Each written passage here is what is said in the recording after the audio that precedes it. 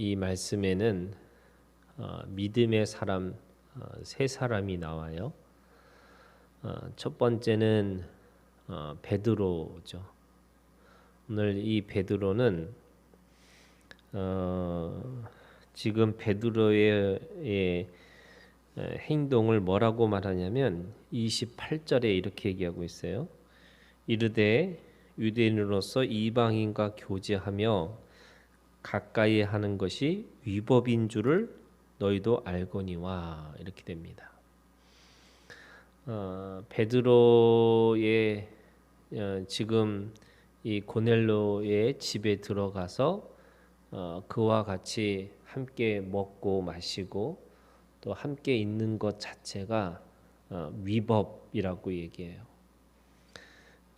율법으로 그러니까 그들의 유대인으로서 지켜야 될 그 법이 율법이 지금 그 하는 행동들이 위법이라고 이야기를 하고 있는 거죠. 그래서 그 위법을 통해서도 지금 하나님의 말씀에 순종하고 있는 베드로가 있는 거죠. 베드로가 환상을 봅니다. 그리고 그 다음 날 베드로에게 두 사람이 찾아왔다 이렇게 표현하고 있어요. 그런데 갑자기 19절에 밑에서는 사람들이 찾고 있고 그리고 베드로는 그 소리를 듣고 이제 내려가려고 하는 과정에서 19절에 이렇게 얘기합니다. 베드로가 그 환상에 대하여 생각할 때 성령께서 그에게 말씀하셨습니다. 그러니까 잠깐 생각하는 사이에 성령께서 그것이 어떤 뜻인지를 밝혀주셨다는 거예요. 그러니까 초대교회의 성령의 세례 또는 성령의 충만이라고 하는 이 성령의 세례와 성령의 충만을 받은 사람의 가지고 있는 하나님의 역사가 뭐냐면 이제 성령이 육체 가운데 부어 주셔서 주님이 내 생각 가운데 주님이 내 마음 가운데 오셔서 말씀하신다는 거예요. 그게 지금 오늘 베드로가 그 환상에 대해서 생각할 때 성령께서 그에게 말씀하셨다 이렇게 하는 거죠. 여기에는 두 가지가 있는 겁니다. 이제는 우리가 성령 안에서 이제 성령과 소통할 수 있는 사람들이 되었다는 거죠. 이 성령의 세례와 성령의 충만이라고 하는 것은 이제 하나님하고 나하고 분리된 존재가 아니라 내 생각과 내 마음과 내 몸으로 지금 거하셔서 하나님이 말씀하신다는 거예요. 그래서 그 말씀을 하시는 것을 듣고 있는 겁니다. 그랬더니 두 사람이 너를 찾으니 일어나 내려가 의심하지 말고 함께 가라 이렇게 얘기합니다. 내가 그들을 보내었느니라. 지금 고넬료가 보낸 사람들이 바로 성령께서 내가 그들을 보냈다 이렇게 얘기하고 있으니까 베드로가 내려가서 그들과 유하고 또 그들과 같이 그 다음 날 그 고넬료의 집을 향해서 떠나가서 그 고넬료의 집을 들어가는 거죠. 하나님의 역사는 우리가 그 시대와 그 문화를 그 속에서 갇혀 있으면 그래서 우리가 가지고 있는 믿음이 도덕과 윤리라고 하는 것에 갇혀버리면 하나님이 원하시는 역사를 이룰 수가 없다는 거예요. 그게 지금 이 베드로가 가지고 있는 믿음이라고 할 수 있는 거죠. 베드로는 그 당시에 말씀 사역자였고 또 초대교회 지도자인데 그들이 가지고 있는 그런 스스로 지켜야 될 법을 뛰어넘어서 그걸 위법이라고 그러잖아요. 그 위법을 정하면서 하면서도 하나님의 그 성령에 온전히 순종하고 있는 그 말씀들이 있다는 거예요. 지금도 마찬가지죠.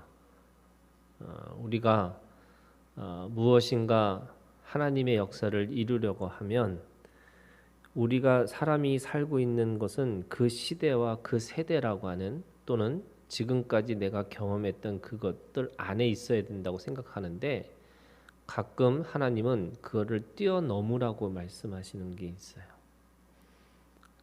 그것이 하나님의 말씀이라고 생각하면 복종하고 순종해야 되는 거죠.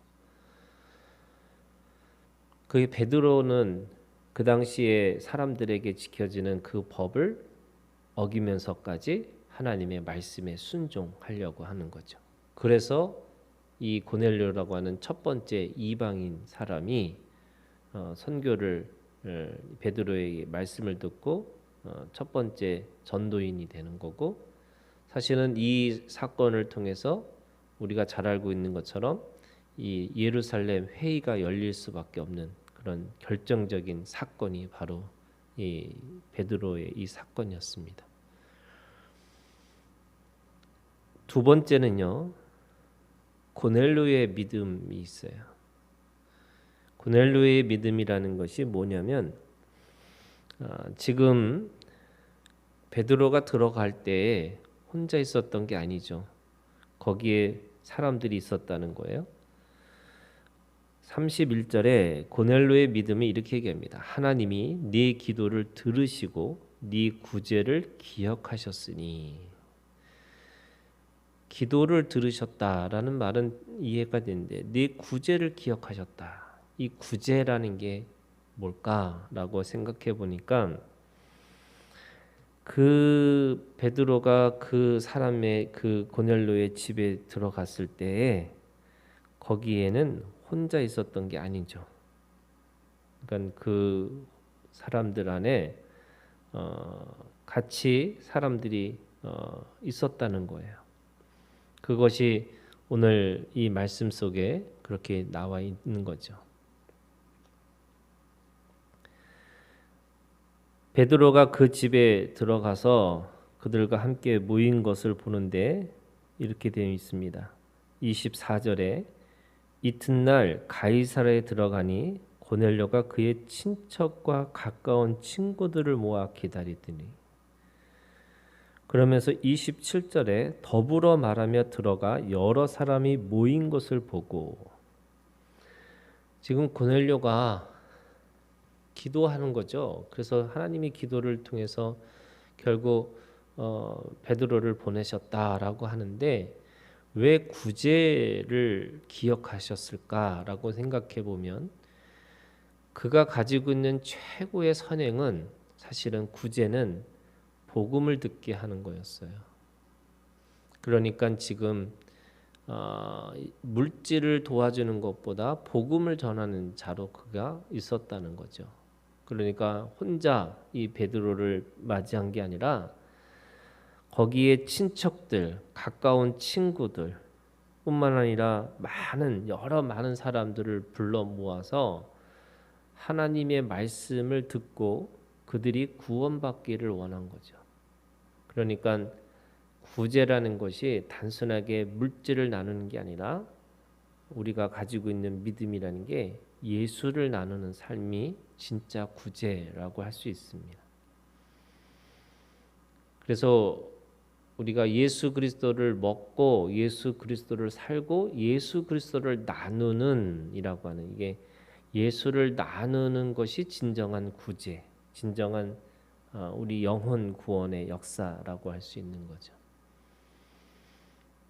고넬료는 하나님의 말씀을 가지고 그 고넬료가 왜 첫 번째 이방인의 이 전도의 이 사람이 되었을까라고 생각해 보면 그가 늘 많은 사람들에게 진정한 구제, 그 영혼을 사랑하는 마음이 있었던 것 같아요. 그래서 하나님이 그를 향해서 그렇게 문을 열어주신 것이 아닌가. 그것도 고넬료의 믿음이라고 할 수 있죠. 세 번째는요, 오늘 말씀에 보면은 그 베드로의 집에 찾아간 그 하인과 부하가 있다고 그랬잖아요. 그러니까 오늘 이 말씀에 그 복음을 그 고넬료의 부탁을 받고 그 베드로의 집에 찾아간 사람들이 22절에 이렇게 얘기합니다. 그들이 대답하되 백부장 고넬료는 의인이요 하나님을 경외하는 사람이라 유대 온 족속이 칭찬하더니 그가 거룩한 천사의 지시를 받아 당신을 그 집으로 청하여 말을 들으라 하느라 한데 이렇게 하고 있어요. 저는 하나님의 말씀을 가지고 전하는 자를 천사라고 얘기하잖아요. 그리고 하나님의 일을 하는 사람이 천사라고 얘기를 해요. 오늘 이 고넬료의 하인과 그 부하가 그들의 고백 속에서 주인을 인정하고 또 주인의 그 신앙을 그들의 입술로 고백하고 있는 이것 자체가 저는 그것이 그 하인들의 믿음이라고 믿어요. 그들은 그 주인을 칭찬합니다. 의인이고 경외하는 사람이고 모든 사람들에게 칭찬받는 사람입니다. 아마 고넬료가 너 이렇게 얘기하라 이렇게 하지 않았겠죠. 그러니까 지금 이 베드로에게 설득하기 위해서 자신의 그 주인에 대해서 어떻게 하면 그에게 이 고넬료가 얼마나 괜찮은 사람인지를 전하려고 하는 그 하인의 사명이 있는 거죠. 그 일에 주인의 마음을 알고 그 주인의 성품을 알고 그래서 그 주인의 뜻에 따라서 그 주인을 설명하고 있는 말씀이 바로 이 22절에 있는 이 말씀인 거죠. 하나님의 역사는 믿음의 역사잖아요. 그리고 믿음의 사람들에 의해서 그 역사가 이루어지는 거죠. 그 말씀을 가지고 가는 베드로의 믿음과 말씀을 받고자 하는 고넬료의 믿음과 그 서로를 연결시켜주는 그 하인의 믿음이 다 만나서 하나님의 역사를 이루는 거죠. 저는 오늘도 마찬가지로 우리가 한 사람의 믿음으로만 되는 것이 아니라 각각 자기에게 맡겨진 일에 그래서 하나님 앞에 겸손하고 온유하면서 자신의 일들을 감당해 내는 것이 결국 하나님의 나라의 역사를 이루는 거고 그 안에서 또 다른 하나님의 놀라운 그 선교의 역사를 쓰는 것이 아닌가. 그래서 우리가 함부로 무엇인가를 빨리 판단할 수 없는 거고 또 그것이 법이 어떻게 되는가라고 따지기 이전에 하나님의 말씀이 무엇인지 그것을 먼저 생각하는 거고 또 나에게 맡겨진 사명이 무엇인지 이거를 늘 기억하고 그 사명을 성실하게 수행하는 일이 오늘 우리에게 맡겨진 일이라고 이야기하고 있는 겁니다. 오늘도 믿음의 사람들에 의해서 믿음의 사건들이 믿음의 역사들이 우리 가운데 이루어지기를 주님의 이름으로 축원합니다.